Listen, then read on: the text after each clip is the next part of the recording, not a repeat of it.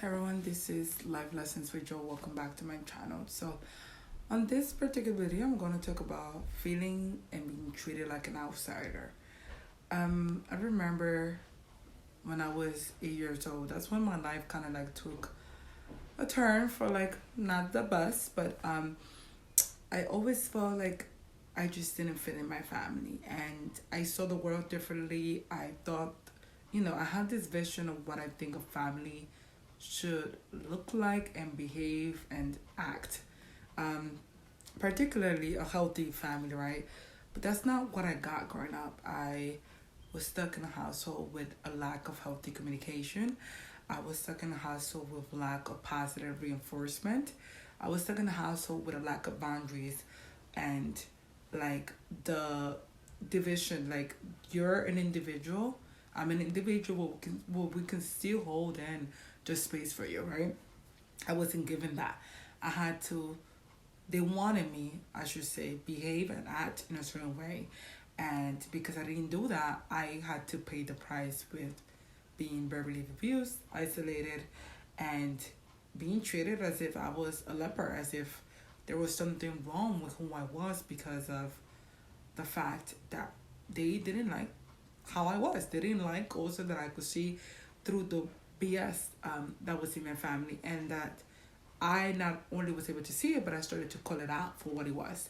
And so being treated in that way set me up to go into school, to go into workplaces, to be surrounded by groups of people and social groups, and to always feel like I don't fit in here. These are not my people. And it became a pattern, it became a cycle. And there were times when I used to walk around at nighttime and used to look up at the sky and say, I want to go home. I don't belong here. I don't fit in here. And it made me internalize a lot of those things. It made me feel like there was something wrong with me. Um, but I remember I had this woman that told me, it's not that there's something wrong with you. It's just there's a lot of good things about you. And because your family is this way, they don't appreciate you and they don't see the goodness in you. They don't want to see it because then that means that they will have to take a step back and analyze themselves, their own behaviors, and their own dysfunctions that they were projecting onto me. So if any of you guys are teenagers or young adults or whatever your age is, and you always feel like you don't belong, well, possibly it's because in your family you were not accepted for who you are, and they wanted you to change who you were so that they be able to accept you, right? And as a result of that, you then had issues accepting yourself. You saw yourself as defective, which I did. I struggled with that for a very, very long time, feeling like, why am I not normal? Why am I so weird? Why am I so strange? Why can't I just be like everyone else? And why did I have to be born with this personality and being introverted and being able to see certain things? And so it caused me a lot of pain, because there were times that I fantasized wishing to be a different person, wishing to be a different child, so that I could potentially get the love that I wanted if I was different. If my personality was different, if maybe I was prettier, if maybe I was more lively, if maybe I was more of an extrovert. But I feel that now I accept myself for who I am, but I still deal with the issues of finding more individuals that I can feel comfortable with. And I'm starting to think that I don't need a large group of people, of friendships. And I think I know exactly what it is that I want in a relationship.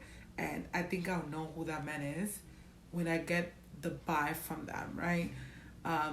And it's such an awful feeling to have self-hate, to not accept yourself, because it makes you accept subpar behavior. It makes you not have healthy boundaries. It makes you see other people as superior to you. It makes you depressed. It makes you feel like if only you were different, then life would be better. If only you were more attractive, people would treat you better and respect you and love you and accept you, right?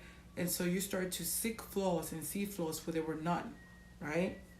Because you were used as a punching bag because you were the most sensitive and the most true seeing child. You saw through the lies and through who your family was trying to pretend to be.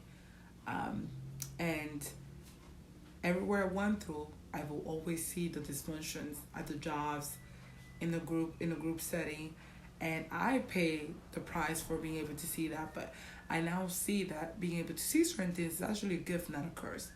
And I do notice that I do have a higher level of integrity than my peers, and that's what got me into so much trouble. Not because I did anything, but because other people felt threatened by that. And I highly believe, and I've seen videos of people saying that they're chosen, and I believe I'm also chosen because I am so different than my family, and I want to achieve higher morality. I want to be better. I want to be the healthiest that I could potentially be, and I want to live in integrity, and not just integrity with outside people, but integrity with myself.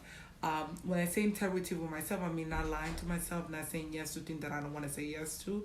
I'm speaking up for myself, and being honest about things and how I move.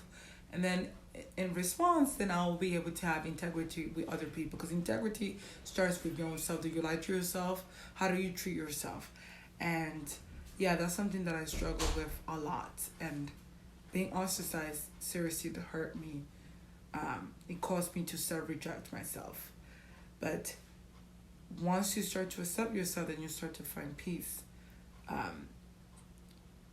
within yourself, and it feels good to accept who you are. Even though I still struggle with other things, because I'm not nowhere near where I want to be. There's levels to stuff.